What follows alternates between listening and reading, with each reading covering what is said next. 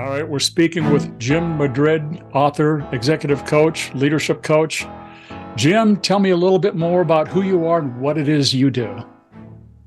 Well, let's see, Steve. I'm a certified applied practitioner of positive psychology out of University of Pennsylvania. I've written some books, but I've been spending over 30 years studying and working with, presenting with, lecturing alongside of some of the top, I guess, behavioral and research psychologists and so on in the world. And I've been very blessed on that. I still do corporate stuff. And I was not feeling good in 2021, just got this acid reflux and start losing weight. And it just got progressively worse and all the way through the first of the year. And so March 1st, I went to the doctor and she gave me some medication, whatever it was, for acid reflux, and it didn't help. Woke up April 1st, coughing up blood. My wife said, let's go to the hospital. We did. They ran a battery of tests. That was on a Friday, April 1st, 2022. And came in the next morning and said that I had stage 4 pancreatic cancer. Wow. And wow. So, I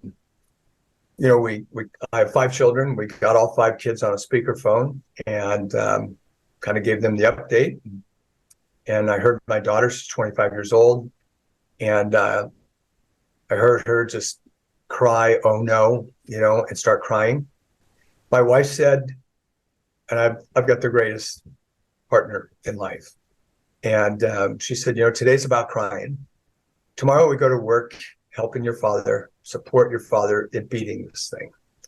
Steve, my father had passed away 6 months from the day he was diagnosed with stage 4 pancreatic cancer back in 2008. So my wife then ended the conversation with, look, you guys, all this is going to do for all of us is give us stronger legs for bigger strides. Later that day, my daughter and I were in the hospital and she's laying next to me and she said, Dad, you got to remember something. I go, what's that, honey? She goes, you're Jim Madrid. This is what you do. So I kind of put it this way, Steve. My wife turned the light switch on and my daughter, my sons made it even brighter with their support and love. Wow.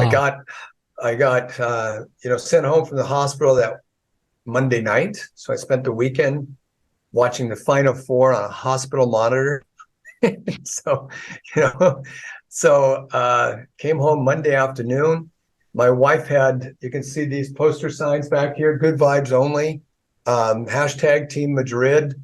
And on the front door, there's signs that says positive talk only beyond the store. Those signs are in the garage entering the house, our bedroom doors and everything. It's reminded. And then Thursday, one of my very, very good friends shows up with this PEMF machine that his brother had. And I don't know what model it was, but they go, look, we just ordered you your own. So you're going to use this one until yours come in. A week later, the PEMF 8000 Pro came in and wow, I had no idea what it was. All my friend Jim Axelson, I thank him too. He's part of who saved my life. He just said, this is it. So there's the book and everything. So I need to know more about what this machine does. I believe him, and I just need to know more what this machine does. So, but you had never heard of PEMF up until that point. No. And the way I trust Jim Axelson, and he said, hey, look, there's no downside to this whatsoever. What we added to that though was prayer. So 30 minutes of prayer, a prayer just before we start. Spiritual is a big part of my life. And then what I teach, positive self-talk, affirmations, visualization, mindfulness. So my son showed up with his girlfriend, who's a yoga master, and she created this yoga nidra. Now she would just my daughter's got the sound bowls. So holistically, we got the we've got the crystals, and we've got sound bowls and all this, and incense and sage and all this stuff. And hey, man, I'm in, right? So with a combination of all that over a 4-week period, I got to tell you, they did on the 4th week. So that was April 1st. So about May 1st, I had an endoscopy procedure done. And on the way to the hospital, I told my son, one of my sons, I said, look, they're not going to find what they're looking for. And he said, what do you mean? I go, look at everything we've done.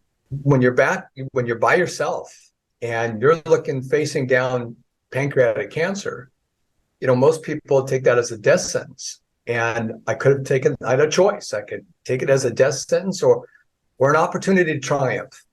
And by God, that's the one I took. I took this very unique, kind of approach to it, that I get to battle for my life. And not many people have that opportunity. And that's just the way I think. It's all about mindset. And that's just the way I think. I've got too much work to do. I've got my family. I've got 6 grandchildren, and I know there's more to come. And so I know I need to be around for a hell of a lot longer than, what could have been. And so I went at it, and the machine, 30 minutes in the morning, 30 minutes at night, with the combination of everything else. Went in for that endoscopy report and a procedure. And when I came out, I was in the recovery room, and my son told me later, when he asked the doctor how to go, and the doctor said, I don't know what they're looking for. Dad sure looks healthy to me. They're scratching their heads. I asked the doctors, I go, so when they got their endoscopy, they said, I got a phone call from my oncologist, and I'm at City of Hope, pretty renowned, place for cancer research. Mm-hmm. And so my doctor, my oncologist that I had picked, I've seen 5 oncologists altogether. And Dr. Lim, great guy. And he calls us up and he says, Jim, get Darcy on the phone. So I got Darcy, my wife, on the phone. And he said, good news. I go, what's that? He goes, it's not pancreatic cancer. It's lung cancer. No chemo. And we just dropped to my knees and thank God. And, pretty amazing. And they're still scratching their heads. When I asked the doctors, my oncologist, I saw her on January 17th, the last CT scan. I said, Doc, what do I tell these people when they say, hey, how did they misdiagnose? Because they want to go right after the doctors. How did they misdiagnose you? And she goes, Jim, if they know anything about pancreatic cancer and, all the data, every data, your pancreas looked like it had a mud blot in it. It wasn't good. And with a count of over 40,000, it was pancreatic cancer. So all indications and indicators were that it was stage 4 pancreatic cancer. It was in my liver, in my lung, and in my pancreas, and a little bit in my sacrum. Since then, all those masses have been decreased significantly. And we've got 4 cancer patients that come over to our house using the machine. One lady was given she had colon cancer, and that was it. There's nothing more we can do for you. Go home. She gets chemo.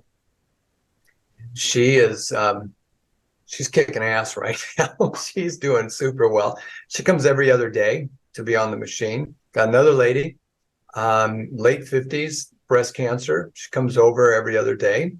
I got a buddy of mine with lymphoma cancer. He's back on the recovery. About the same time I was diagnosed, so was he. His ex-wife called me up. He is, being in the sports world, I work with stand-up paddleboard athletes. And one of them is, in fact, she works with us now, and she became a world champion stand-up paddleboarder, Shea Foudy. And he was her coach at the very beginning. And so I knew Mike, and his ex-wife called me up and said, will you meet with Mike? He needs to talk to you. Mike's already had a great mindset too, but just, him and I can bounce things off each other. It's really great. He's doing super well now too. So, I think there's a combination. When I work with teams, and my team, my coaches, when they work with teams, we don't go in and goal set to win the championship. We goal set, it's a given. That's why we're here, right? Of course, we all want to win a championship. So, okay, we know that's the direction we want to go. But what are the things we're going to crush this season that is going to get us to a championship, and then reset those goals to win the championship? And those things are the technical, tactical, physical, mental, and teamwork. And we get them to write 1 to 2 word descriptions and get the team to build those and so on. So I basically had the same approach. So what are those pillars for me that are going to get me to be back on the basketball court, back playing soccer, and back to feeling better than I was before any of this started? And that was spiritually, that was holistically, homeopathically, and that's where I put the machine, is under that. Mm-hmm. And love and support. And those 4 pillars have gotten me where I am today. I started 2 months ago playing basketball. In 2 weeks, I start playing soccer again. I've gained about 13 pounds, and all of that. And my wife's got a little bit of a shoulder problem right now. I got her on the machine, so it's been a lifesaver. And that's all I can say is all those things. And the PEMF machine just saved my life, Steve. Absolutely. If anybody asked me, that saved my life.